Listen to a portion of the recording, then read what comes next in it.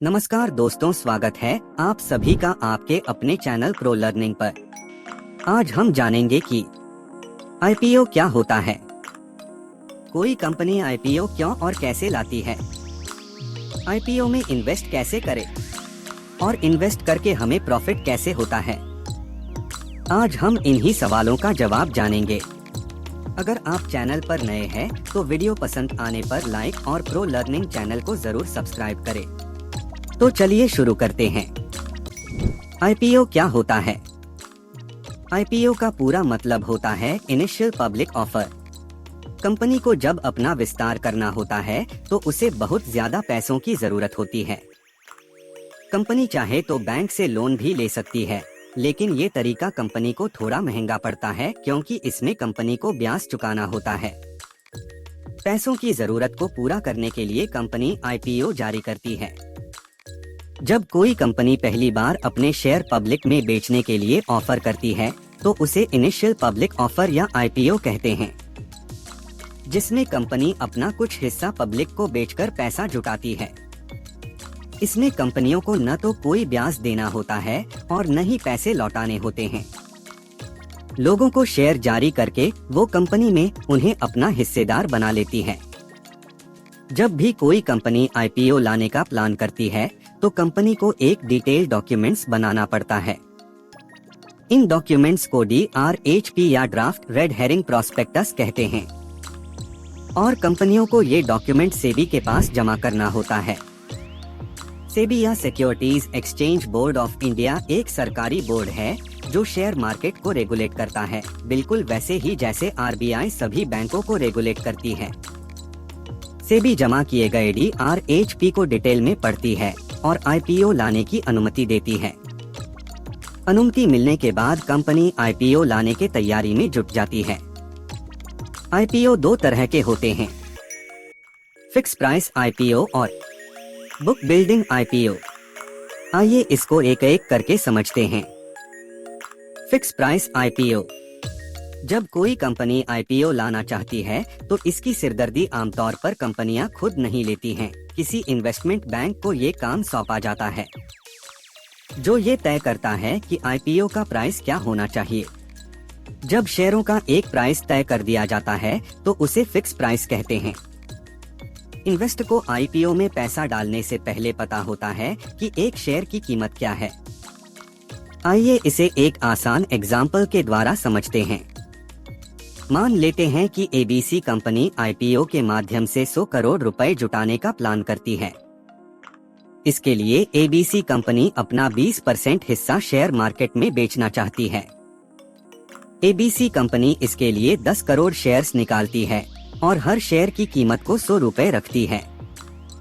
IPO में नियम ये है कि शेयर लॉट या बंडल से ही मिलते हैं और एक लॉट की कीमत 15,000 रुपए से ज्यादा नहीं होनी चाहिए। इस तरह एक लॉट में कितने शेयर्स होंगे ये एक शेयर की कीमत से तय होता है। हमारे उदाहरण में एबीसी कंपनी ने अपने एक शेयर की कीमत 100 रुपए रखी है, इसलिए यहाँ पर एक लॉट में 150 शेयर्स आएंगे। वहीं अगर यहाँ पर एक शेयर की कीमत 50 रुपए होती तो फिर एक लॉट में 300 शेयर हो जाते। Book building IPO. इसमें आईपीओ के प्राइस को फिक्स नहीं किया जाता है, बल्कि एक प्राइस बैंड तय कर दिया जाता है। ये प्राइस बैंड इन्वेस्टर के डिमांड को देखते हुए तय किया जाता है। कंपनियां आईपीओ लाने से आमतौर पर 2 दिन पहले ही प्राइस बैंड तय करती हैं। इसके बाद फाइनल कट ऑफ प्राइस का ऐलान होता है। जिन इन्वेस्टर को शेयर मिलते हैं उन्हें शेयर अलॉट कर दिए जाते हैं और जिन्हें नहीं मिलते उनके पैसे वापस कर दिए जाते हैं। फिक्स प्राइस आईपीओ और बुक बिल्डिंग आईपीओ में एक बड़ा अंतर ये होता है कि बुक बिल्डिंग आईपीओ में शेयर प्राइस का खुलासा शुरू में नहीं किया जाता है, ये डिमांड को देखते हुए तय होता है, लेकिन फिक्स प्राइस आईपीओ में ये पहले ही तय कर दिया जाता है। ये जरूरी नहीं है कि अगर हमने आईपीओ में अप्लाई किया है तो हमें शेयर मिल ही जाएंगे। ऐसा इसलिए क्योंकि अक्सर एक कंपनी जितने शेयर्स निकालती है लोग उससे कहीं ज्यादा शेयर्स के लिए अप्लाई कर देते हैं और फिर ऐसे में शेयर्स का अलॉटमेंट कंप्यूटर लॉटरी के जरिए होता है। यानी अगर हमने किसी कंपनी के आईपीओ में 2 लॉट शेयर्स के लिए अप्लाई किया है तो हो सकता है कि हमें बस एक लॉट शेयर्स ही मिले या एक भी लॉट ना मिले। आईपीओ में इन्वेस्ट से हमें प्रॉफिट कैसे हो सकता है? साल 1980 में विप्रो लिमिटेड कंपनी ने अपना आईपीओ लाया था और उस समय कंपनी ने अपने एक शेयर की कीमत 100 रुपए रखा था। अगर आईपीओ के समय पर किसी ने केवल 10,000 रुपए इन्वेस्ट करके विप्रो लिमिटेड के 100 शेयर लिए होते और उसे 2019 तक रखा होता, तो बोनस और स्प्लिट को मिलाकर उसके पास कुल 1,92,00,000 शेयर हो जाते और 2019 में विप्रो लिमिटेड के एक शेयर की कीमत लगभग 250 रुपए थी, यानी उसके शेयरों की कुल कीमत लगभग 482 करोड़ रुपए होती। इस तरह हम आईपीओ के समय पर निवेश करके बड़ा प्रॉफिट बना सकते हैं।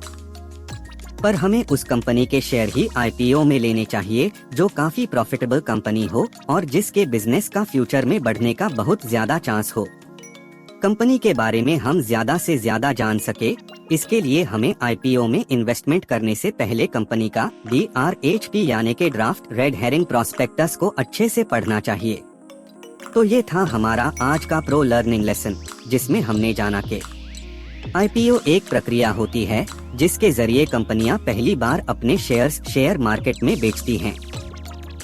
आईपीओ में कंपनियां अपनी हिस्सेदारी बेचकर इन्वेस्टर से पैसे उठाती हैं। आईपीओ में इन्वेस्ट करके प्रॉफिट बनाया जा सकता है, पर उसके लिए हमें अच्छी और ग्रो कर सकने वाली कंपनियों में लंबे समय तक इन्वेस्टमेंट करके रखना होगा। अगर आपको ये वीडियो पसंद आया तो लाइक करें और प्रो लर्निंग चैनल को जरूर सब्सक्राइब करें। मिलते हैं अगली वीडियो में। Happy pro learning.